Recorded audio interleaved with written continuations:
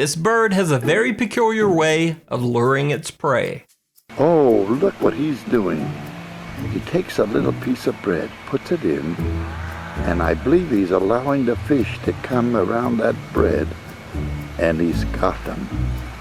What a clever bird. Yes, there he goes. And he takes the bread. Oh, what a clever bird.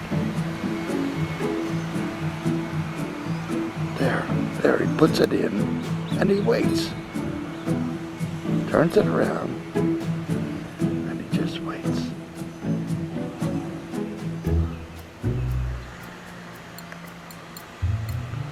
He's moving to different areas.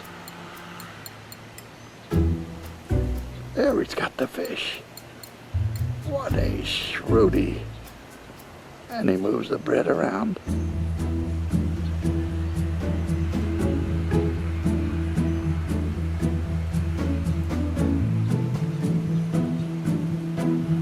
There, he's got another fish. Shrewd. I've never seen anything like this. So while the other birds are happy to eat crumbs, this very smart little bird dines on a meal of fresh fish.